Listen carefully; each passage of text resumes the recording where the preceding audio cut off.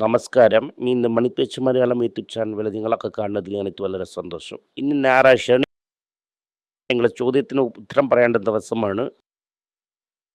വിഷ്ണു ചോദ്യങ്ങൾ എടുത്തുകൊണ്ട് വന്നിരിക്കുന്നു. നോക്കാം. ചോദ്യത്തിന് ഞാൻ ഉത്തരം പറയാം. സർ, ഇന്നലത്തെ ചോദ്യത്തിന് ഞാൻ ആദ്യത്തെ ചോദ്യമായിട്ട് എടുക്കുന്നു സർ. ആ ചോദ്യത്തിന് ഞാൻ ഉത്തരം പറയാം. ബോണ്ടിനെ വിറ്റുകൊണ്ട് സ്റ്റോക്കിൽ ഇടാൻ ചോദിച്ചായിരുന്നു. അപ്പൊ ഇല്ല, ബോണ്ടിൽ തന്നെ വച്ചിരിക്കാൻ പറഞ്ഞു. ഇപ്പൊ സ്റ്റോക്ക് വിലനിരിക്കുന്നല്ലേ സർ, ഇപ്പൊ ബോണ്ടിനെ വിറ്റിട്ട് സ്റ്റോക്കിൽ ഇടാമോ? ഇന്നലെ തന്നെ രാവിലെ ഞാൻ പറഞ്ഞായിരുന്നു 4 വർഷത്തിന്റെ ആവറേജ് തന്നെ വിടുന്നിരിക്കുന്നു. 21 25 വരെ 4 വർഷം കൊണ്ട് ചുറ്റിക്കൊണ്ടിരിക്കുന്നു. 26 2 കൊല്ലമായി ചുറ്റിക്കൊണ്ടിരിക്കുന്നു. വിടുന്നെന്ന് പറയുന്നത് ഇതല്ല. ഇതൊക്കെ വലിയ ഫാളല്ല. നിഫ്റ്റിയുടെ 4 വലിയ ഫാൾ എന്ന് നോക്കുകയാണെങ്കിൽ മിനിമം ഫാൾ എന്ന് പറയുന്നത് തന്നെ 19-20%. എത്രയെന്ന് മനസ്സിലായി? 19-20%. അതായത് 18 20%. അത് കോവിഡ് വന്നപ്പോഴാണ് വീഴുന്നത്. 26,300 20% എന്ന് നോക്കുമ്പോൾ 21,000 5,500 കുറയണം. സോ 20,800 താഴത് ചെന്നിരിക്കണം. വൺസ് നിഫ്റ്റി 21,500 ബ്രേക്ക് ആയെങ്കിൽ 21 ബ്രേക്ക് ആയെങ്കിൽ അത് പോയി 18 തന്നെ നിൽക്കും. ഇപ്പോൾ എപ്രാളപ്പെട്ട ബോണ്ടിന് നിങ്ങൾ വിൽക്കുകയാണെങ്കിൽ പിന്നെ മാർക്കറ്റ് ഇറങ്ങിയപ്പം മീത്തനില ഇങ്ങനെ പറഞ്ഞു അതല്ലേ ചെയ്തതെന്ന് നിങ്ങൾ പറയും. നിങ്ങളൊക്കെ കോവിഡിൻ്റെ ശേഷം അകത്ത് വന്നവരാണ്. നിങ്ങൾക്കൊക്കെ എന്ത് നടക്കുമെന്ന് കൂടെ ഒരു ഐഡിയ ഇല്ല. ഞാൻ തന്നെ പറഞ്ഞായിരുന്നു mark on effects will go on for 5 months. ഇപ്പോൾ വാങ്ങിയുണ്ട്. ഇവിടെ നിന്ന് തിരികെ വിടുവാണെങ്കിൽ നിങ്ങൾ എന്ത് ചെയ്യും? ഐവ്ലിംഗ് ഫിഷർ എന്ന് പറയുന്ന ഒരു വലിയ എക്കണോമിസ്റ്റ് ഉണ്ടായിരുന്നു. ന്യൂ ഫിഷറിസം എന്ന് പറഞ്ഞ് കൂടെ ഒരു കോൺസെപ്റ്റ് ഉണ്ട് എക്കണോമിക്സ്. അവൻ 1929 വന്നിട്ട് ഒരു ഹൈ പ്ലാറ്റോ വന്നിരിക്കുന്നു. ഇതിൻ്റെ മേളിൽ മാർക്കറ്റ് വീഴൂല എന്ന് പറഞ്ഞു പ്രഡിക്റ്റ് ചെയ്തു. പക്ഷേ അവിടെ ഇരുന്ന് 70% വീഴുന്നു. അതിൻ്റെ പിന്നെ 25 വർഷത്തിന് അവിടെ നിന്ന് മാർക്കറ്റ് റിട്ടേൺ വന്നില്ല. ഫിഷറി ചെന്നാലും മാർക്കറ്റ് എഴുന്നില്ല. Fisher is also the inverted of index cards. Market ഇപ്പോൾ 10-11% തന്നെ വിടുന്നിരിക്കുന്നു. ഇന്നും ഒരു 10% വീഴുന്നതിൻ്റെ ശേഷം നമ്മൾ ചിന്തിക്കാം. ഇവിടെ നിന്ന് ഒരു 25% വീഴുന്നതിൻ്റെ ശേഷം നമ്മളത് ചെയ്യാമാണ് ചിന്തിക്കാം. അപ്പം തന്നെ നമ്മൾ ആ സ്റ്റേജിന് പോകാൻ പറ്റും. ഇന്നലെ സർ TVSനെ കുറിച്ച് ചോദിക്കുമ്പോൾ 50%, 25% എന്ന് പറഞ്ഞൊരു നമ്പർ പറഞ്ഞായിരുന്നു. 50%. ഇപ്പൊ ഞാൻ ചോദിക്കുന്നത് ഓവറോൾ സ്റ്റോക്ക് മാർക്കറ്റ് സർ. അപ്പൊ അതിന് 25% വില്ലാണ്ട് ഇതിരിക്കുന്ന സർ. നീ ഇപ്പോൾ എന്ത് ചോദിക്കുന്നു? Whether I want to sell my asset and buy another അല്ലേ? അതെ. അതിന് 25% വീഴണം. Okay sir, fine. വീഴലാതെ നീ പറയരുത്. ഇവിടെ 2005-2003 ഇന്ത്യയിൽ 50% വീഴുന്നു. 2006-07 അതായത് 9 മുമ്പ് ഇലക്ഷൻ്റെ മുമ്പ് 3 ദിവസത്തേക്ക് സർക്കിറ്റ് പാർട്ടിനെ തീർത്തു. മാർക്കറ്റ് തുറക്കും, ബോട്ടം ആവും. മാർക്കറ്റ് തുറക്കും, ബോട്ടം ആവും. 3-4 ദിവസം തന്നെ മാർക്കറ്റ് തുറക്കും. സോ നിങ്ങൾ വന്ന് ഒരു 10% കൂടെ ക്ലോസ് കണ്ടില്ല. ഇപ്പൊ തന്നെ കോപ്സിയിൽ ഒരു 10% വിഴുന്നിരിക്കുന്നു. ആക്ച്വലി ഇപ്പൊ പറയാൻ പോയാൽ ഒരുപാട് ആൾക്കാർ പോർട്ട്ഫോളിയോ ഓപ്പൺ ചെയ്യണതേ അല്ല. കയ്യിൽ കാശിരിക്കുവാണെങ്കിൽ ഏതെങ്കിലും സ്റ്റോക്ക് വാങ്ങണമോ അതിന് മാത്രം നോക്കി വാങ്ങിയോണ്ട് അങ്ങനെ മൂടി വയ്ക്കുന്നതാണ്.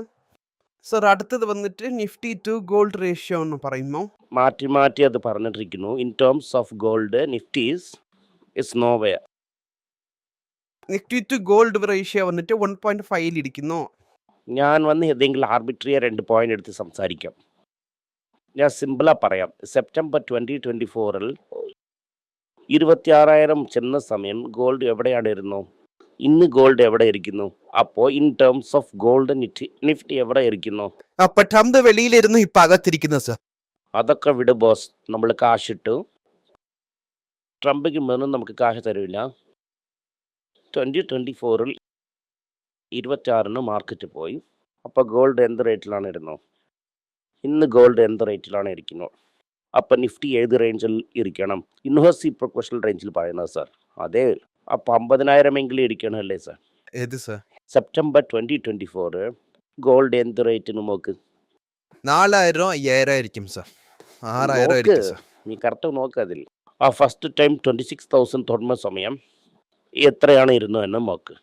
6,700 രൂപ 1 ഗ്രാം ഇരുന്നു സാർ. അപ്പോൾ 26,000 വന്നപ്പോൾ എത്ര രൂപയാണ് ഇരുന്നത്? അപ്പോൾ 26,600 എത്രയും ഗ്രാം കിട്ടിയിരിക്കും? 4 ഗ്രാം, 1/2 പൗണ്ട് കിട്ടിയിരിക്കും. ഇപ്പൊ 1/2 പൗണ്ട് വില എന്താ? 4 grams ഇപ്പൊ 1650 എന്ന് വെച്ചാൽ കൂടെ 60,000, 64,000. അപ്പോൾ 26,000 പ്ലസ് 65,000 6,000 is 21,000. ഞാൻ 4 ഗ്രാം അപ്പോൾ എടുത്തായിരുന്നു. Only 1.5 grams is enough to buy now. അപ്പോൾ നിഫ്റ്റിക്ക് എന്താണ് പറ്റിയത്? നന്നായിട്ട് വിഴുങ്ങിയിരിക്കുന്നു. ഇതാണ് റിയാലിറ്റി. നിങ്ങൾ തന്നെ പറയുന്നു ഇന്ന നല്ല വീഴുന്നില്ല, ഇന്ന വിഴണം അതന്നെ എന്ന് ഇനി പറയുന്നു. വേണം. ഇതിനെ വേദനിക്കുന്നു സാർ എന്ത് വേദന? ഇതെന്നാ reality of the economy. Fine. അടുത്തത് ഹീറോ മോട്ടോർ കോർപ്സ്. സാർ അവരുടെ സ്റ്റേക്കിന് വന്നിട്ട് ഓയിലർ മോട്ടാർസിൽ ഇൻക്രീസ് ചെയ്യുന്നു.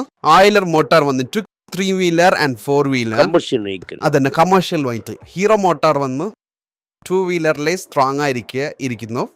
ഇപ്പൊ 2 വീലറിലിരുന്ന് ഒരു 4 വീലറിൽ ജമ്പ് ചെയ്യുന്നു. അത് നീ ചുമ്മാ ഒന്നും പറയണ്ട. ഹീറോ എങ്ങനത്തെ കമ്പനി എന്ന് ഞാൻ പലവട്ടം പറഞ്ഞിരിക്കുന്നു. ഡിസ്ട്രിബ്യൂഷൻ നെറ്റ്വർക്ക് സ്ട്രോങ് എന്ന് നിങ്ങൾ പറഞ്ഞിരിക്കുന്നത് സാർ. എതിലാണ് weak? Production, I mean engineering, R&D. ഇതെന്നെ പോയി നിന്ന് ഹാർലി ഡേവിഡ്സൺ വാങ്ങിയിട്ട് വന്നിരിക്കുന്നു. നിന്ന് ഏത്തറിൽ പാതി വാങ്ങിയിരിക്കുന്നു. ഇങ്ങനെ നിന്ന് ഓയിലറിനെയും മുഴുങ്ങി. Finance distribution strong.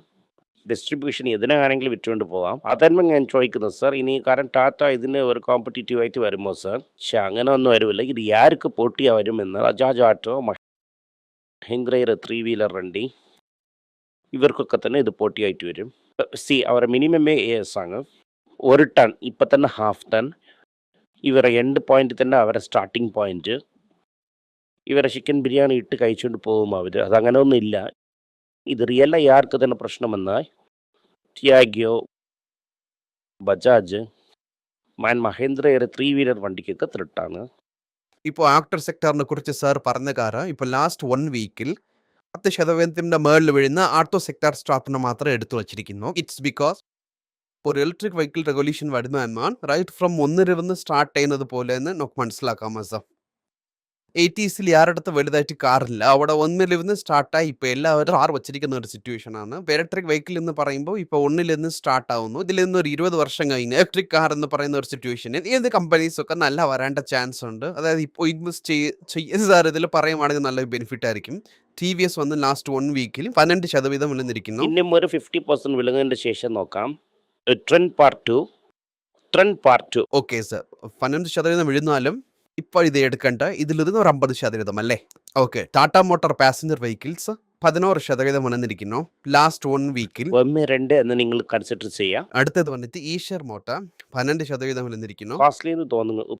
34 PE costly തന്നെ സാർ. അത് എത്രയും ചെലവിൽ വീഴുന്നാൽ നമുക്ക് നോക്കാം. 20 PE വന്നാൽ 1/3 വന്നാൽ 20 PE sir. Okay. Maruti Suzuki 12% വിഴുന്നിരിക്കുന്നു. Well left. ഇതിന്റെ കാരണം ഒരുപാട് പ്രാവശ്യം സാർ പറഞ്ഞിരിക്കുന്നു. മഹീന്ദ്ര ആൻഡ് മഹീന്ദ്ര 12% വിഴുന്നിരിക്കുന്നു. കടനുണ്ട്. ഫോറിൻ മെൻസിന് ഒരുപാട് ക്ലോസ് ചെയ്തിരിക്കുന്നു. ഇപ്പോഴും നിറയെ വണ്ടി ബിസിനസ് ചെയ്യുന്നു. ഒരു ക്ലാരിറ്റി ഇല്ല അവർക്ക്. ചോദിച്ചാൽ ക്ലാസിക് ബൈക്ക് ചെയ്യുമെന്ന് പറയും, പക്ഷെ അത് ടേക്ക് ഓഫ് ആയില്ല. ആരും സീരിയസ് ആയി എടുക്കുന്നില്ല. സസൈന്യം ചെയ്തു, അതും കിടപ്പിലായി. അതുപോലെ സിദാൻ 1 ചെയ്തു, അതും കിടപ്പിലായി. ആ ബൊലറോ സ്കോർപ്പിയോയെ SUV വെച്ച് ഇത്രയും ദിവസം ഓട്ടി. പ്ലസ് കടമും കൂടുതലിരിക്കുന്നു. ബേസിക്കലി ഇതൊരു ട്രാക്ടർ കമ്പനിയാണ്. പക്ഷെ വണ്ടിയൊക്കെ നല്ലതായിരിക്കും. SUV പക്ഷെ അത് മാത്രം തന്നെ ചെയ്യും. ബൊലെറോ, സ്കോർപ്പിയോ, SUV വണ്ടി മാത്രം തന്നെ ചെയ്യും. അവരുടെ അടുത്ത് സെഡാനേ ഇല്ല. അതന്നെ, സെഡാനേ ഇല്ല. കമേഴ്ഷ്യലിലും വലുതായിട്ടൊന്നും ഇല്ല. Okay sir. അടുത്തത് അശോക് ലേലാൻഡ് 13%, 12% വന്നിരിക്കുന്നു. കുറച്ച് കാസ്റ്റ്ലി എന്ന് തോന്നുന്നു. 27 PE 28. ആ സ്ഥലത്തിൽ സാർ പ്രൊമോട്ടർ ഇൻഡെക്സിറ്റി നോക്കുമല്ലോ. നല്ല കമ്പനി, ഇതൊക്കെ പ്രോബ്ലം ഇല്ല. ആരെങ്കിലും ഇതിനെ വാങ്ങിക്കൊണ്ട് പോകും. +20 വരുവാണെങ്കിൽ നമുക്ക് നോക്കാം. Okay sir. വോഡഫോൺ ഐഡിയ അടുത്തത്. അതിന് നോക്കേ വേണ്ട, ക്ലോസ് നിങ്ങൾ ചെയ്തു. എല്ലാവരും നോട്ട് ചെയ്യണം. അത് നോക്കണ്ടെന്നാണ് പറഞ്ഞിരിക്കുന്നത്. ഒരുപാട് ആൾക്കാർ അതിനെ കൺസിഡർ ചെയ്യുന്നു. അതിന്റെ കാരണം അതിന്റെ വില 9 രൂപ 10 രൂപ എന്നാണ്. അവത്തിന് കയ്യിൽ ഒരു 1000 രൂപ കിട്ടുവാണെങ്കിൽ 100 ഷെയർസ്. അങ്ങനെ ഒരു ഫീൽ ഇരിക്കുന്നല്ലേ സാർ? ആ ഫീലിന് വേണ്ടി തന്നെ ഈ 1000 രൂപ എടുത്ത് നീ ഉണ്ടിയിൽ ഇട്ടിട്ട് പോകാമല്ലോ. എരുമാലിന്റെ ഉണ്ടിയിൽ ഇടുവാണെങ്കിൽ പുണ്യമെങ്കിലും കിട്ടും. Okay sir. അടുത്തത് ബജാജ് ഫിനാൻസ് കോസ്റ്റ്ലി 10% വിളഞ്ഞിരിക്കുന്നു സാർ. LNT 13% വിളഞ്ഞിരിക്കുന്നു. ഇനിയും കുറച്ച് വിലും. എന്തെന്ന് വെച്ചാൽ ഇവരെ എല്ലാ ബിസിനസ്സും ഗൾഫിലാണ് ഇരിക്കുന്നു. ഇറാൻ ബോംബ് ഇതിൻ്റെ ഒപ്പം ഇതിൻ്റെ വാല്യൂ കുറഞ്ഞുകൊണ്ടേ പോകും. Okay sir, fine. നന്ദി, നമസ്കാരം.